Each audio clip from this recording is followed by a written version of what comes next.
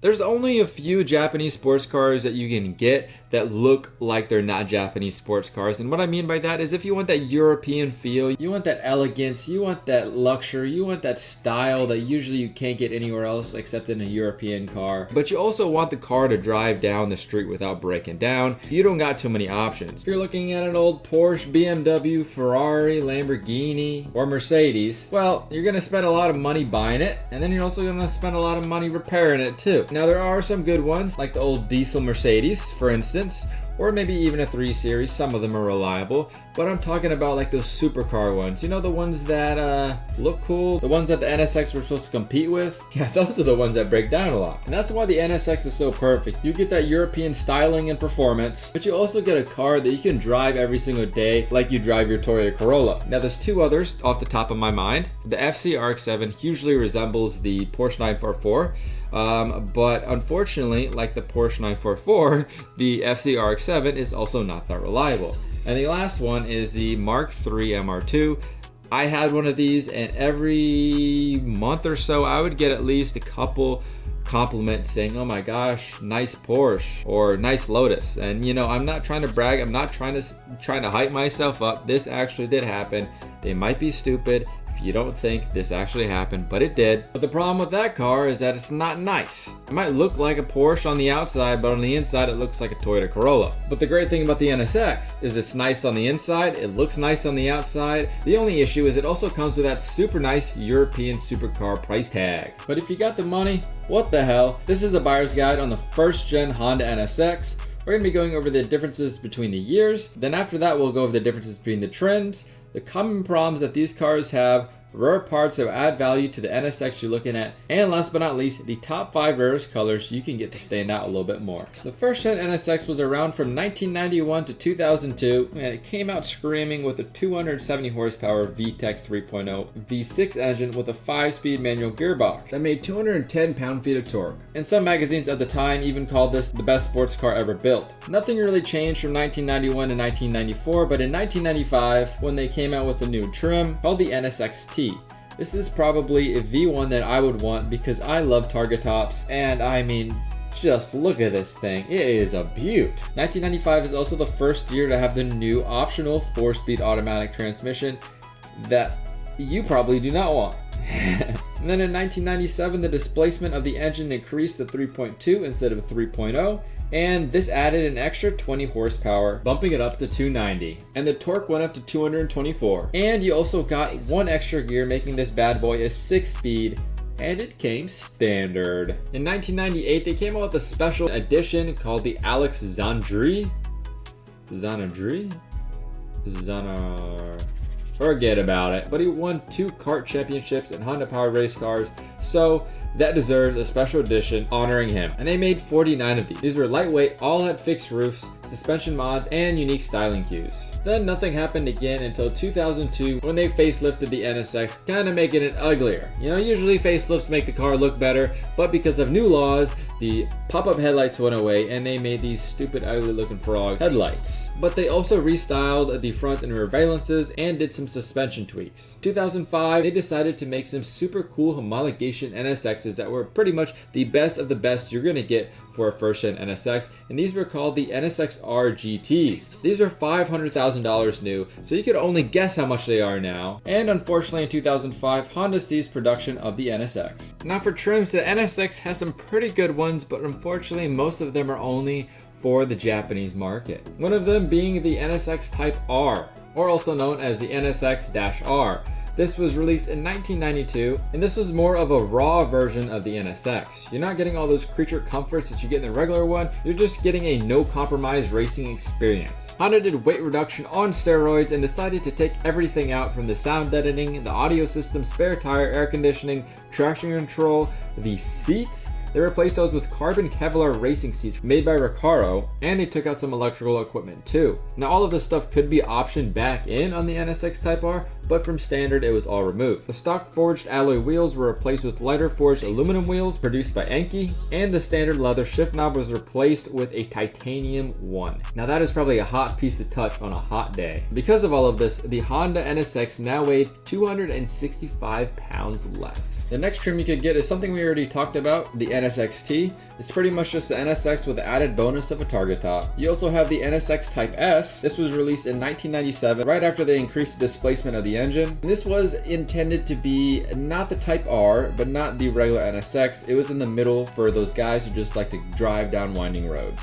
This had that same titanium shift knob, a Momo steering wheel, and some BBS lightweight aluminum wheels. The Type S was 99 pounds lighter than the standard NSX. After that, you got the NSX Type S Zero, which sounds like a title for an anime, and this trim was in between the Type S and the Type R. It had NSX R suspension, but had the Type S rear sway bar, and the S Zero also got a lighter flywheel. You also couldn't get a lot of options just like the Type R, so there was no cruise control, stereo, power locks, power doors, airbags, traction control, power steering, fog lights, you name it. It's not there. The only thing that you could option in was air conditioning, and this trim was 110 pounds lighter than the Type S. The next trim you could get was actually offered in the USA, and this was the Alexander D edition. This was pretty much just like the Type S offered in Japan, except there was a couple changes. The Xander D edition was left-hand drive, of course, because it was sold in the US, but it also had black leather and suede seats with red stitching, and a nice little brushed aluminum plaque that said your car is special. All 49 of these were painted Formula Red to reflect the cars that he won with. The total weight reduction for this vehicle was 149 pounds compared to the NSX-T. And then in 2002, they came out with the facelifted NSX Type R. This was exclusive in Japan again, unfortunately, and they're super hard to find over here. Last time I checked, I think there's only one over here in the States. And of course, weight reduction was the main thing that they were trying to accomplish with this car. So they went to town with carbon fiber and tried to make everything they could lighter. This includes a larger and more aggressive rear spoiler, vented hood, and deck lid. And a pretty cool fun fact is at the time, this vented hood was said to be the largest one-piece carbon fiber hood used on a production road car. And again, if you're looking for options, this car is going to have all of those removed unless they're optioned back in. And it came with the Recaro carbon Kevlar racing seats like the old NSX Type R. The new iteration of the NSX Type R accomplished a weight reduction of 220 pounds. And the last one is not even really worth mentioning because you're not going to get your hands on it. I know you might have a couple hundred in the bank, alright. But unless you're like Elon Musk, you ain't getting it. Okay, because they only made 5 of these. This was a homologation car, and they only sold 1 of these to the public. But it was badass. It had a snorkel on top of the roof that fed air into the engine, and it was 180 millimeters longer and 90 millimeters wider than the original NSX. So again, keep dreaming. Now let's hop into the common problems that you might find on the NSX you're looking at. I'm going to start out with a big one, alright? Just in case you decide to say, oh yeah, I got this, I'm just going to go stop watching this video and go check it out. Well, I'll let you know the big ones first. This is officially known by Acura as a broken countershaft bearing snap ring. Pretty much if you're looking at an NSX made between 1991 and 1992, the first 2 years that they were made, and it has a transmission number 3542 or 5978. I'll put those up on screen. There is a chance that the last owner did not fix this problem, and this will cause the car to unexpectedly just pop out of first gear. But since this is an old car, and NSX owners usually like to take good care of their cars because it's worth a lot of money, this should be fixed by now.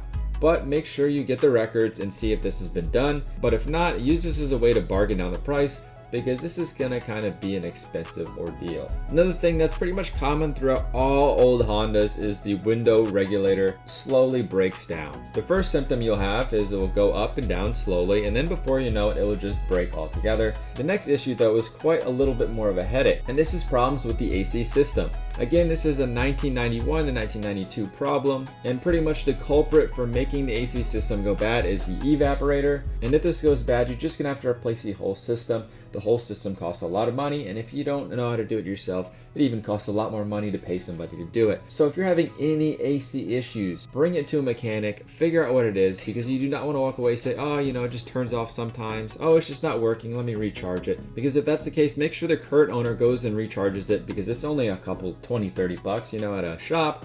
and then you come look at the car again and see if it works. When you come back, make sure to leave it on for a good while driving. Click all the buttons just to make sure everything works like a toddler with a remote, and listen for any noises that sound like AC ghost hoo-ha in the car. But before you do that, there's another issue with the climate control AC system that sometimes happens, and this is 9 out of 10 times the thing that will go wrong with the electrical system on an NSX chassis. And the culprit is the resistors. Now this is an issue that you might actually be happy to see, because you can say that there's a problem with the car, but as you know, resistors are not that expensive, so you could get some money off the car and then just swap those babies out, and maybe everything will be good to go. This is kind of like a problem you might like to see if you're into gambling. The car you're looking at has a bad ABS system. Most likely it will be a failing pressure accumulator. Now for clutches on this car, this is not, I guess, a problem, but this is just something that you have to know.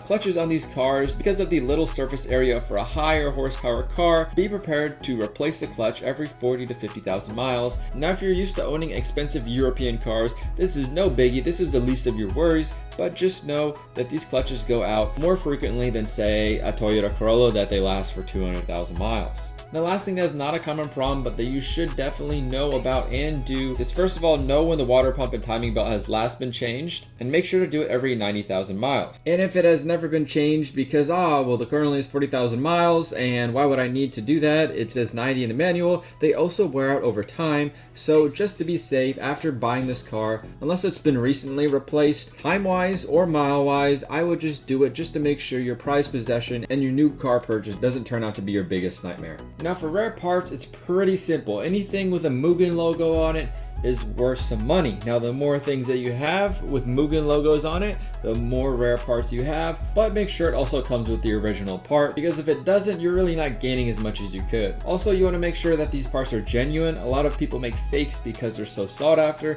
and make sure some idiot is just not writing Mugen on every little part he has, because that doesn't make it a Mugen part. It has to be a genuine part, and if it is genuine, then it is quite rare. Now for the last part of the video, the top 5 rarest colors you could get for your first gen NSX, with one honorable mention. Number 5 on this list, I'm not sure how many they made, but it's pretty rare, and that is Midnight Purple Pearl. It is the darkest shade of purple you could ever imagine, but when the light hits it, it just shines.